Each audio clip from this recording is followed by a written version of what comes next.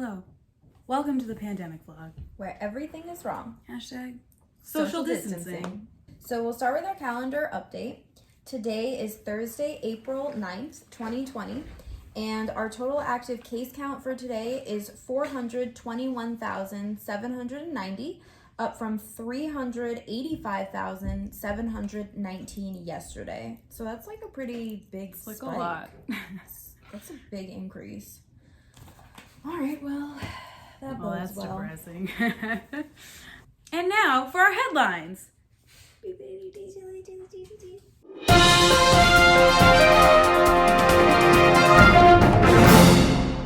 My first headline is from the New York Times, which reports that new research shows that most coronavirus cases in New York actually came from Europe. So I thought this article was fascinating, and I am not a scientist, so my understanding of how they figured this out is, you'll see, is pretty rudimentary. But my understanding is that what they did was scientists first started sequencing the COVID-19 genome in January, and since then they've been essentially tracking the evolution of the virus, because viruses evolve just like other species, and they've been tracking the genome as it changes over time. And then what they can do is find the relationship between viruses in one location and viruses in another location. So essentially what they did was they've been testing samples of the COVID-19 virus from patients since mid-March, and they've been tracking in New York, and they've been tracking where the similarities between that COVID-19 and COVID-19 in other areas of the world. And they found that the closest relationship existed for the strains in New York, that is to say, to the strains in Europe. And so the coronavirus in New York actually appears to not have come from Asia, which is really interesting. And the research reveals that the coronavirus actually began circulating in New York between late January and mid-February, which was weeks before the first official positive coronavirus test in New York, which occurred on March 1st. The genome sequencing that has been going on has also revealed that COVID-19 started in bats and moved to a human host in late 2019, which is information we already pretty much knew, but to have the science to back it up is always good. My second headline is also about New York, and it's Reuters reporting that New York hospitalizations for COVID-19 are falling. So hospitalizations fell to a low of 200. So over a day, only 200 hospitalizations occurred, which signals the positive impact of social distancing and suggests that New York may have succeeded in flattening the curve. However, at the same time, the state has reported a record number of deaths. There were 799 deaths on Wednesday for a total of 7,067 deaths in the state from coronavirus. Experts warn that despite potentially having flattened the curve, it is not yet time to let up on social distancing measures. And my last headline comes from a cute little website called Bored Panda. And it's about a man, a father, Daniel Veerman. He's a 53-year-old lawyer. And he recently lost his 19-year-old daughter's hamster. He was cleaning the cage and the hamster managed to escape, and this man was absolutely devastated. And the article is about the text messages between him and his daughter, where he apologizes profusely, is very apologetic, feels like he's messed up. At one point he says this is like the worst thing I've ever done, and she's like, dude, he's a hamster, it's fine. But the point is the dad was completely bereft. And I just loved it because he created a whole system for catching the hamster. And part of the system, I'll show you the picture, but part of the system was an arc of flour so that if the hamster walked in it, the dad could see its footprints and track where it went. And I just thought that was adorable and ingenious. And this made me feel really good. And I've been pretty much looking for headlines that make me feel good because most of the headlines make me feel bad. And I actually haven't been finding very good headlines, but I think this one is a winner. Yeah. So that's so cute. Yeah. Oh, and he did eventually find the hamster cleaning itself on a book about Richard Nixon. Oh, I'm glad there wasn't like a cat. Oh, yeah. No, that would have been a sad ending. All right. So to continue from Bianca's headline, Governor Cuomo says that currently So it says he cautioned that while New York would likely have enough hospital beds and ventilators to treat patients if current trends held, meaning if 200, if it was that low of a rate of hospitalization, then possibly they will have enough beds, but they still probably won't have enough equipment. And to be honest, they're all saying that this looks like New York is either plateauing or that, like, it's coming, the apex has happened and we're headed, and I don't know, I'm just still not convinced. I'm really skeptical. But if it's plateauing so soon, it's just hard for me to believe that Italy, which didn't plateau this soon and had a stricter lockdown, why would New York be plateauing more quickly? With just more cases in the city than were ever in Italy.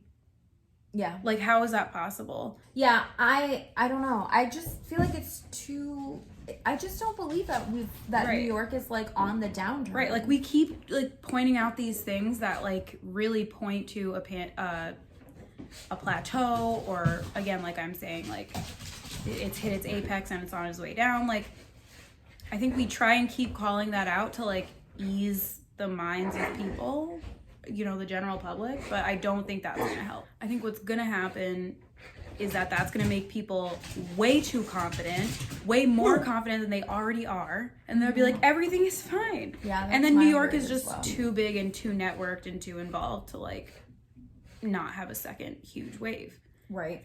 That's my fear. And, like, they've done that in Massachusetts too. They've been like, oh, we're looking at the plateau, and then the next day they're like, never mind, we actually had 2,000 more today. And it's just like, all right, well, the constant up and down of this is probably going to be harder than if we just need to be in quarantine for a while. Like, just be real.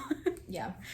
Anyways, in good news, Prime Minister Boris Johnson has been moved out of the intensive care unit. Nice. So that was earlier today. And I don't believe he's, like, out of the hospital. It says he's getting standard oxygen treatment, so I assume he's just in a regular suite. But it seems like he might be out of the woods, so that would be really good. All right, and this one's an interesting one. Louisiana, just to give you some context, there's 17,000 cases in Louisiana and almost 700 deaths. So there's a pastor in Louisiana. His name is Tony Spell. He's the pastor at Life Tabernacle Church in the city of Central. So he is now facing 6 misdemeanor charges because he is defying Governor John Edwards' stay-at-home ban. So he has continued to hold in-person church services. So people in his congregation have been contracting the coronavirus and actually have been dying from the infection. The point of the article is that this evangelical homie, like, he said that people who go to this church will be okay with contracting the coronavirus in the name of God, and that they'd be okay with dying from the coronavirus in the name of God. And then they asked, friend, what about the people who've already died in your congregation? What do you feel about them? And he's like, they've died heroes. They're fine. I do respect religion and the freedom of religion. I think, yes, if you guys want to, have that, community, that's great. Do your thing, but this is a little, I just don't understand how they're heroes. Like, what did they accomplish by dying of coronavirus? Or possibly, like, spreading it around before they died. Like, yeah. Like, that's confusing. I don't see how any of that is a good thing. No. Wouldn't you rather have someone physically with you, even if you do believe in this afterlife? Like, it's not ideal. It's not ideal for people to just be like, and then be like, it's fine. It doesn't make sense to say that people are willing to die of something preventative. Preventable. Right. Like, it doesn't we don't have to have these people die. Like, and also church services are still going on virtually in a successful manner across the country, across the world. Like, certainly people have found this to be, you know, disruptive, sure, absolutely. It's probably much harder to be a parishioner when this is going on. But it's much harder to be a worker. It's much harder to be a physical person, you know, a person with any type of ailment. You know what I mean? Like, it's hard to just be right now. So I think we just all need to tighten up. Also, we talked about several vlogs ago, we talked about the USS Theodore Roosevelt, which is a Navy ship. The captain on that ship was removed for writing to, I think it was the San Francisco Chronicle. I think so. About the fact that he was not prepared to handle the outbreak with everyone that was on his ship. There was 100 crew were infected already. One of them is in the ICU, not doing super well. So that sucks. That does suck. And I'm hoping that I can report that he's like just doing fine. So in other news, we wanted to share some creative endeavors that I've embarked upon. So Celia got an iPad, and one of the cool things about the iPad is that you can draw on the iPad. And so I've been making some collages using the iPad, and they take a really long time, but that's good because I have time to kill. And so we'll show you 3 I've completed so far. The first one is... We'll put the pictures up because... Yeah, you need the full view. Yeah, like going like this is not gonna do it because there's details. Right. So the first one is sort of a coronavirus. It does like touch on coronavirus, but I think it's the most random of all of them. Yeah. It's just like an assortment of random This thoughts, was her basically. first one. Yeah. So it wasn't even this before. Like, I had been just taking notes, and then I was like, I don't need these, and then she just like went nuts, and then they were birthed from that. Right. So that's the first one. The second one is dedicated to Biku, and it is just a beautiful montage of his face inside a flower, and then there's bubbles around him, and each of the bubbles has a word that he loves, of something he loves to do. So like bark, fart, beg, cuddle. So that's the second one. Pete. And then the third one is dedicated to Lila and Lucy, and each has their own little name and a heart. And then you have a picture of them and tons of designs and some nicknames. Yeah, some nicknames. Some pics. Some drawings of things that they love, like teddy bears. And then I am currently working on a new one that is dedicated to Watson, but it's not ready, so you can't see it. And if you're unsure who Watson is, oh yeah, he is our father's dog. He is also a schnauzer. He looks kind of like Lucy, but Lucy's black and silver and Watson's black and tan. Yeah. And he is Biku's little bro. Yeah. They live together. Besties. Yeah, and they actually are besties. Cute story. They sleep in the same bed at night. Oh yeah, they do. It's really adorable. They're really cute together. I think they miss each other.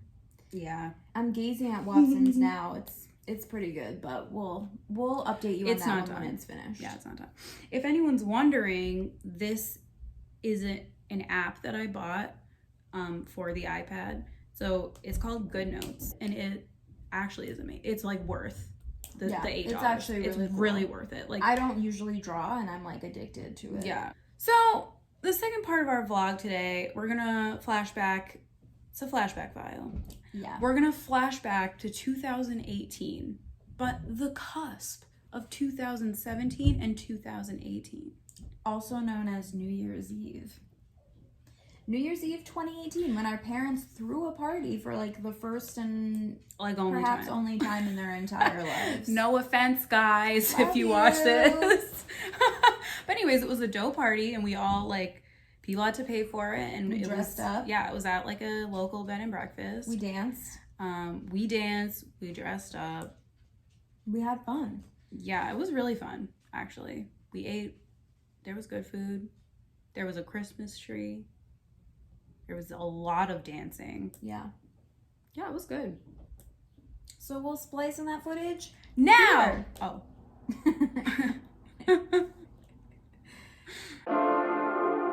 Oh yeah, yeah. Oh, no, no. Eres perfecta mujer, de la cabeza a los pies. Tú pasas de mi nivel, tú tienes el piquete. De la forma que tú besas, mami, más simétrica que un origami. De la forma que tú besas, mami, más simétrica que un origami. Eres perfecta mujer, de la cabeza a los pies. Tú pasas de mi nivel, tú tienes el piquete. De la forma que tú besas, mami, más simétrica que un origami. De la forma que tú besas, mami, más simétrica que un origami. Amarte es mi maña, que lo que toca mi mano se daña. Pero amor es lo que dicen, como un color entre los grises. Yo nunca te fallé, tú no eres cualquiera. Tú eres la mujer, mi corazón anhela. Pasan por ahí todos y todas esas poses que tú conoces gracias a mi mujer. Ni tu amigo, pero en vivo solo contigo disfruto el show, bebé. Alright, cita, dime pa' dónde vas, que yo te caigo donde sea. Eres perfecta mujer, de la cabeza a los pies. Tú pasas de mi nivel, tú tienes el piquete. De la forma que tú besas, mami, más simétrica que un origami. De la forma que tú besas, mami, más simétrica que un origami. Eres perfecta mujer. Welcome back from our spectacular night. I hope you enjoyed it. I know we looked really cute. So yeah. So we're gonna keep working on collages and we're gonna come back at you tomorrow. So stay safe, stay healthy, stay inside your home. Distant. Like, don't mess around. Don't mess around, people. Hashtag social Social distancing.